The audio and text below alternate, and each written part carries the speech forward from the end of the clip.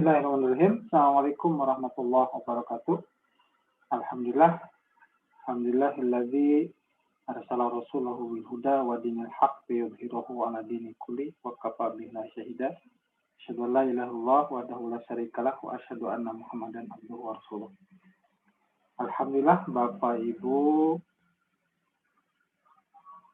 Komite Penggerak, alhamdulillah pada kesempatan ini kita diberi kesempatan oleh Allah melalui fasilitasi yang diberikan oleh pemerintah melalui kegiatan IHT, meskipun kita menggunakan IHT virtual atau jarak jauh yang mudah-mudahan tidak mengurangi nilai, manfaat, dan tujuan serta hasil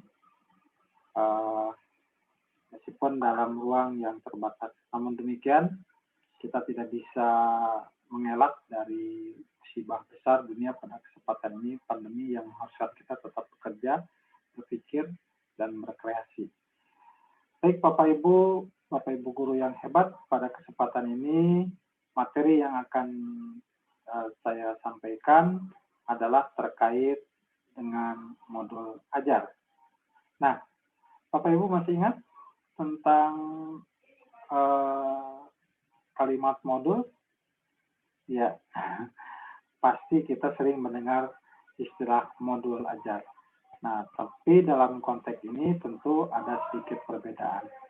Ya, karena kita pada kesempatan ini mencoba untuk menggali, untuk memahami, dan mengimplementasikan perubahan kurikulum dari kurikulum 2013 yang sekarang akan disederhanakan. Yang mudah-mudahan lebih sederhana. Oleh karena itu, sebagai bahan mengawali perjumpaan kita, baik masih ingat Bapak Ibu semua, dari mana mulai kita berangkat ke modul ajar? Atau tahapan modul ajar itu sebelumnya materi yang mana? Ya, materi modul ajar yang kita pelajari ini adalah sebuah rangkaian dari di atasnya tujuan pendidikan nasional, profil pelajar Pancasila, nah kemudian dimulai dari capaian pembelajaran. Yang dulu kita kenal dengan KIKD, nah, capaian pembelajaran. Dari capaian pembelajaran masuk ATP ya, alur tujuan pembelajaran. Setelah ATP, kemudian kita sekarang masuk pembahasan ke MA atau modul ajar. Bapak Ibu yang saya hormati, dalam kesempatan ini ada beberapa tahapan yang akan kita lalui sebagai bentuk implementasi dari alur merdeka, ya, kalimat R-nya 2. Nah, tadi kita memulai ya perjumpaan kita dengan mencoba untuk menghubungkan ya kemampuan awal tentang pemahaman apa itu modul ajar dan hubungan dengan CP dan ATP. Nah, pada kesempatan selanjutnya kita akan mencoba untuk mengeksplor, ya. Setelah itu mengelaborasi dan kita nanti akan kerja kelompok. Maka kerja kelompok, kemudian kelompok menghasilkan sesuatu, menghasilkan karya produk, kemudian dipresentasi dan kita akan juga melakukan refleksi ya, sebagai sebuah evaluasi dari kegiatan kita. Baik, Bapak Ibu yang saya hormati, jadi kita sekarang akan masuk modul ajar. Untuk melengkapi pembelajaran ini, saya akan share screen ya, modul ajar yang sedang kita bicarakan. Yaitu nih ya. Enggak. Kelihatan Bapak Ibu di sini modul ajarnya? Ya. Nah, ini modul ajar. Jadi pada pembahasan kita tentang modul ajar, kita coba untuk menghilangkan dulu kesan atau terminologi pemahaman kita terhadap modul ajar sebelumnya. Nah, baik, apa itu modul ajar Bapak Ibu? Ya, bukannya salah ya, harusnya ini. Oke, ini. Modul ajar, Bapak Ibu, ya kita masuk sesi konsep modul ajar dan komponen, dan kita gali dulu apa itu modul ajar. Di sini disebutkan modul ajar adalah sejumlah alat atau sarana, media, metode, petunjuk, dan pedoman yang dirancang secara sistematis dan menarik. Jadi, yang modul ajar itu harus sistematis dan menarik, yang dalamnya ada sarana, media, metode, dan petunjuk. Ya. Kemudian, modul ajar ini merupakan implementasi, ya, penjabaran dari alur tujuan pembelajaran yang dikembangkan dari capaian pembelajaran. Tadi sudah sampaikan dengan profil pelajar Pancasila sebagai sasaran. Selanjutnya, modul ajar disusun sesuai dengan fase atau tahap perkembangan peserta didik. Ya, artinya modul ajar harus disusun sesuai dengan tahap itu, jangan kebalik. Misalnya nanti untuk siapa, modul ajarnya apa, tetap sesuai. Selanjutnya, guru perlu memiliki konsep mengenai modul ajar agar proses pembelajaran lebih menarik dan bermakna. Jadi artinya modul ajar nanti akan memberikan informasi bagaimana pembelajaran yang menarik dan bermakna. Nah, barangkali Bapak Ibu sekalian, kalau kita sudah memiliki konsep, kita juga harus memahami komponen.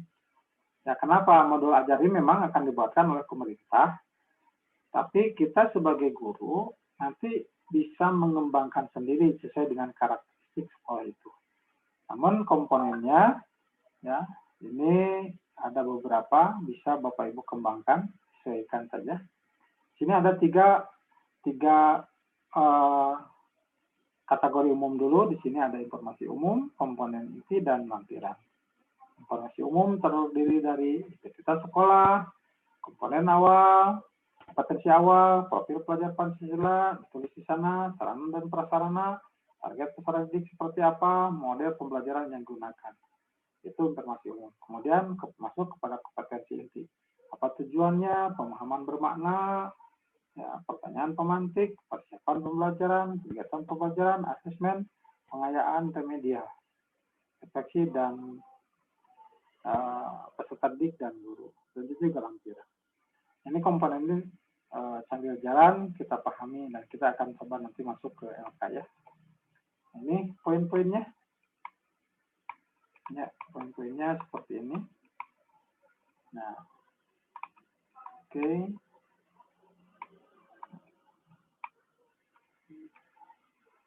Nah, pertanyaan untuk kita semua. Oke. Nah, setelah kita memahami konsep dan komponen, kita sekarang akan memahami prinsip penyusunan modul ajar dan prosedur penyusunan modul ajar. Prinsip penyusunan modul ajar ini penting agar memang modul ajar ini memiliki makna, ya, bermanfaat. Nah, di sini prinsip pengembangan modul ajar melihat ke karakteristik, kompetensi dan minat peserta didik setiap fase harus dibedakan.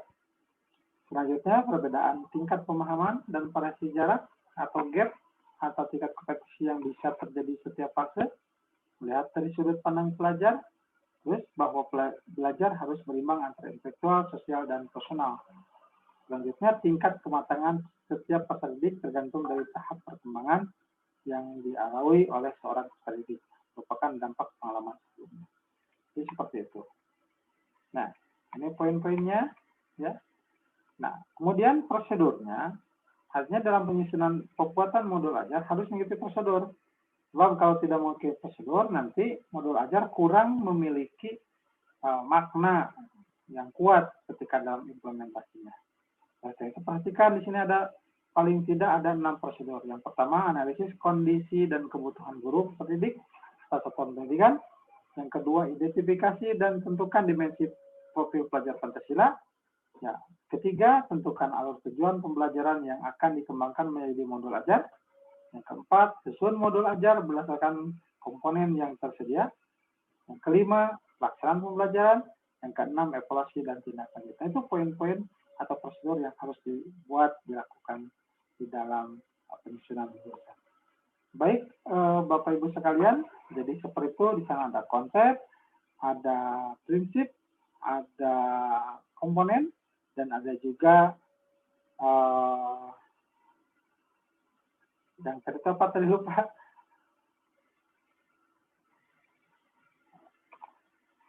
Baik. Saya takut salah. Oh ya, prosedur.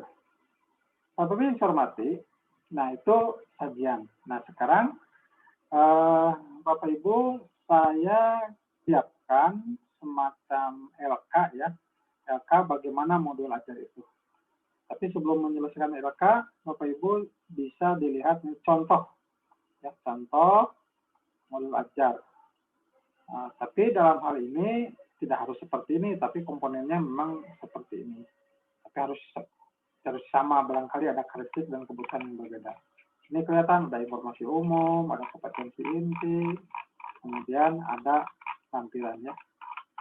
Baik Bapak Ibu sekalian, LK ini nanti Bapak Ibu isi sesuai dengan keadaan sekolah masing-masing. Baik, nah hasil dari LK ini Bapak Ibu nanti coba diskusikan, kolaborasikan, kemudian nanti tolong dipresentasikan. Silakan kerjakan. Nah, kalau sudah selesai Bapak Ibu semua, silakan atau coba kita akan sama-sama mengevaluasi, merefleksi apa yang Bapak Ibu dapatkan pada hari ini. Ada kesan apa? Kira-kira harapan Bapak Ibu apa setelah kita mengikuti kegiatan in-house training seperti ini?